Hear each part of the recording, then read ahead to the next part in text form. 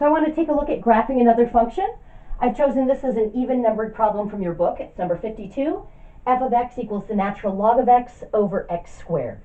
And just like the last example, I want to get any intercepts, any asymptotes, maxes, mins, points of inflection. First thing I'm going to notice is that the domain of this function, though, is restricted.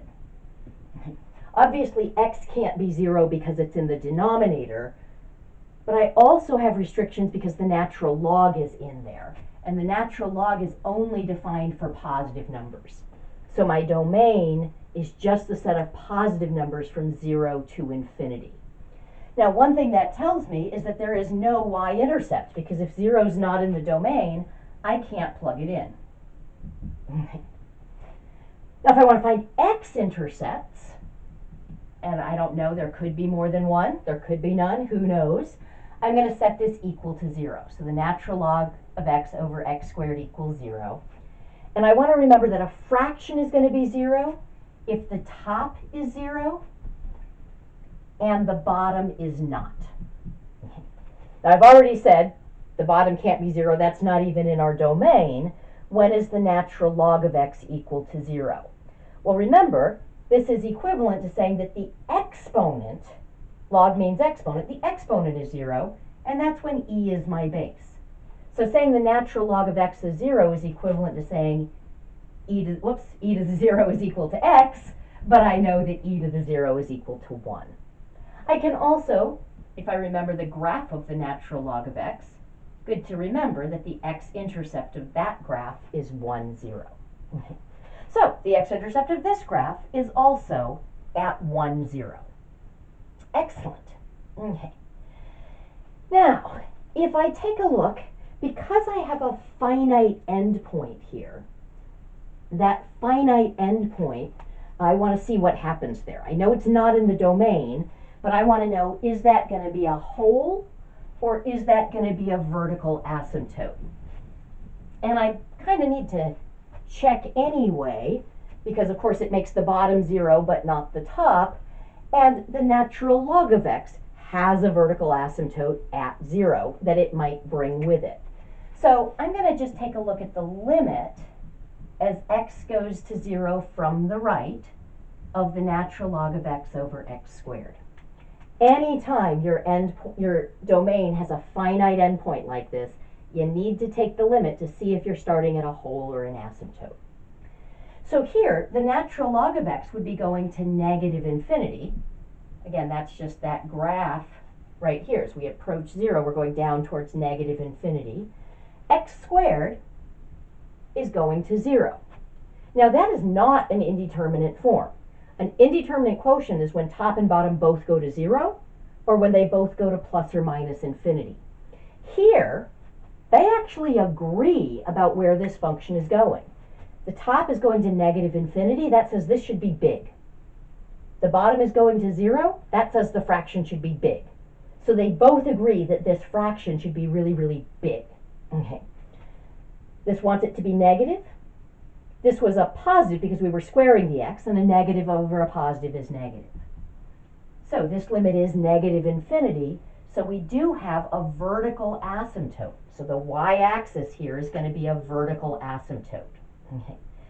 Won't have any other vertical asymptotes because that covers the place that makes the denominator 0 and the one place where the natural log of x had 1 to begin with.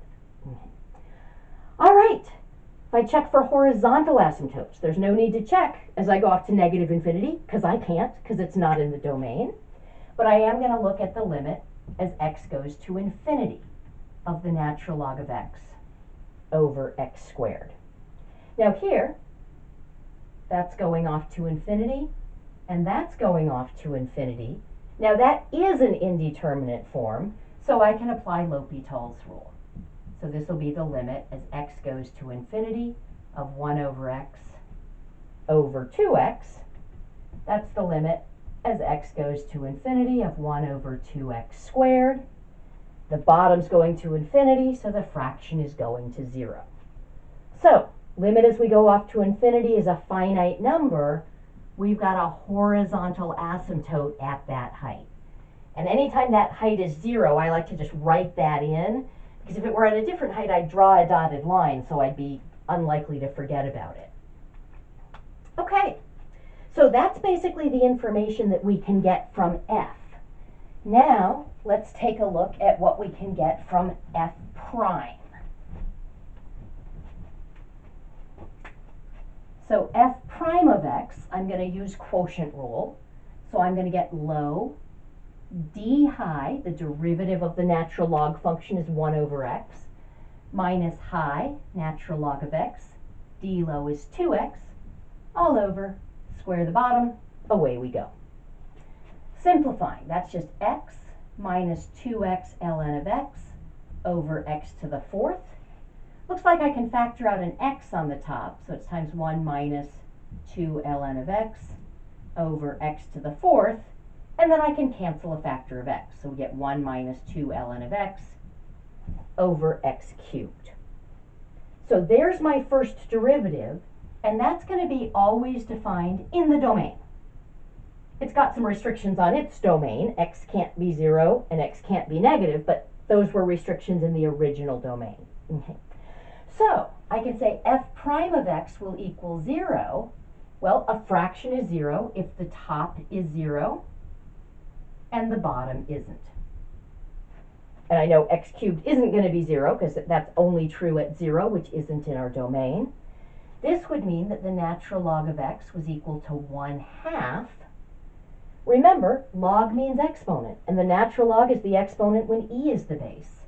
So this is just x is equal to e to the 1/2, or if I prefer, the square root of e. So, let's draw a number line for f prime. Ooh, I'm going to adjust my number line. I'm going to indicate that I'm only allowed to pick positive numbers here. Okay. So I can mark off the square root of e. Now, I need a number smaller than that. I think I'm going to pick 1. I know that's smaller because 1 squared is 1 and root e squared is e, which is bigger. Okay. So if I plug that into my derivative here, now the natural log of 1 is 0. Remember, that's just saying that that's the exponent. So I get e to the 0 is 1. These two equations say the same thing. Okay. So the natural log of 1 is 0, so this is just 1 over 1 cubed. That's going to be positive. A number bigger than root e, I think I'm just going to use e. Okay. Natural log of e is just 1. So 1 minus 2 is negative 1. E cubed is positive.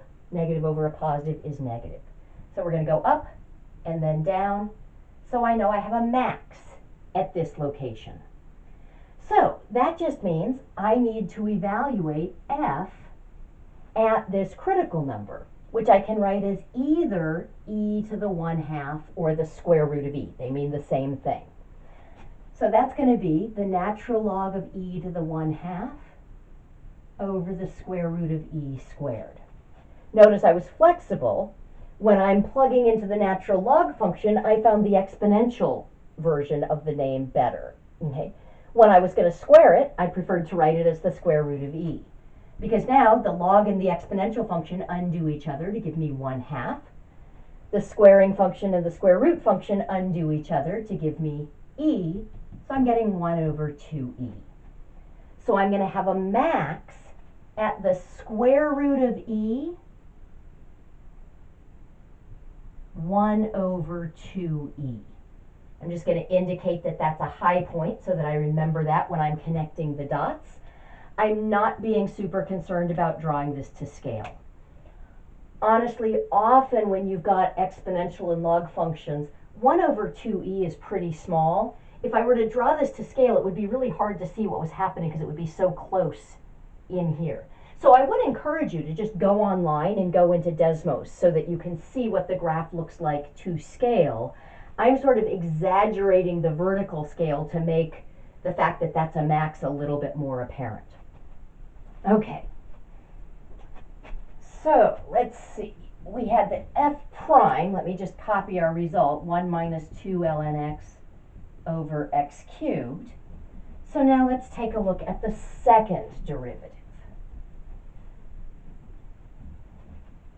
So f double prime of x is going to be low, x cubed, d high, so I'm going to get negative 2 over x, minus high, 1 minus 2x, d low is 3x squared, all over, square the bottom, and away we go.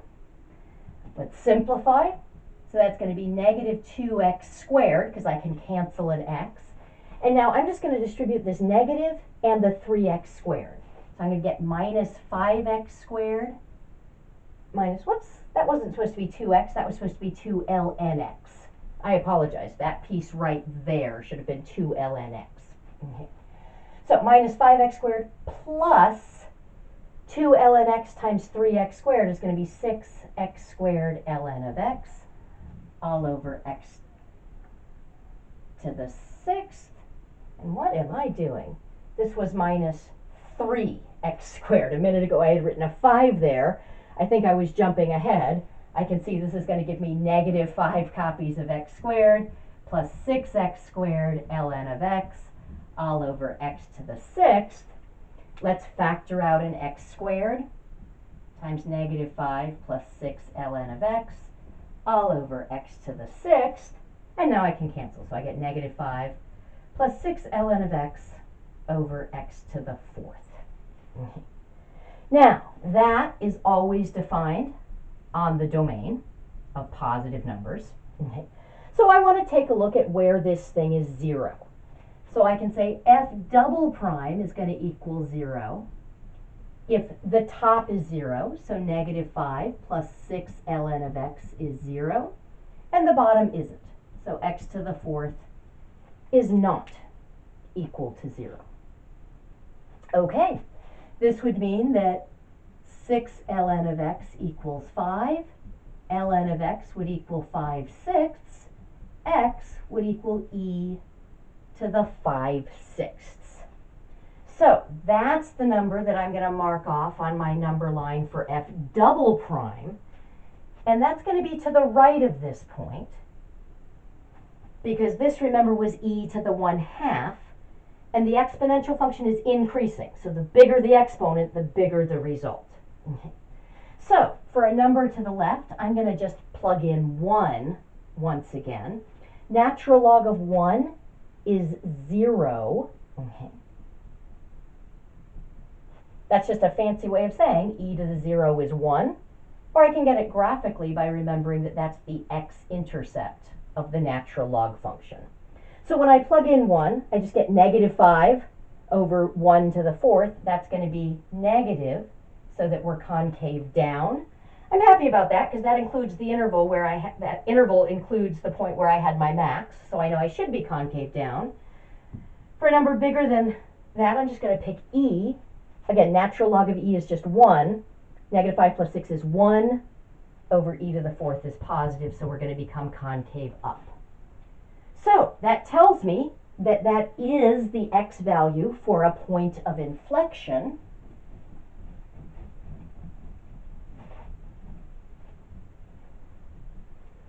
So I'm going to have a point of inflection.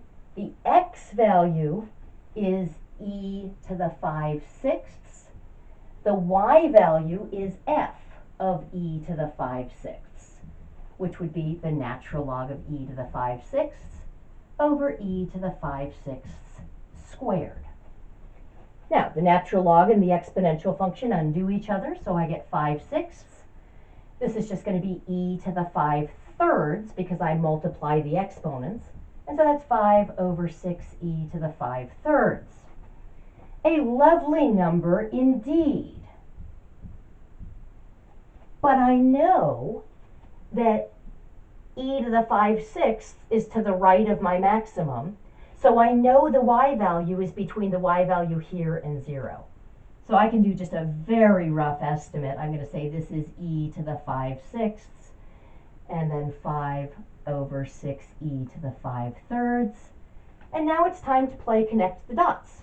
We have 3 dots, but we have a lot of information. We've got a vertical asymptote, a horizontal asymptote, and we've got to go up and then down, and we've got to be concave down and then switch to being concave up here.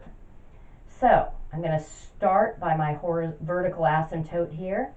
I'm going to come up, making sure I'm concave up. Notice I was going to have to change concavity, so I just sort of moved where the 1 was. Then I'm going to stay concave down. Sorry, I was concave down on this bit.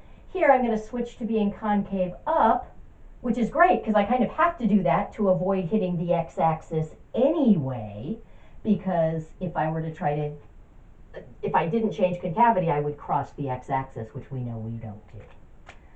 So, quick check, did I go up and then down? Yes. Was I concave up and then concave down? Yes. So that concludes this example.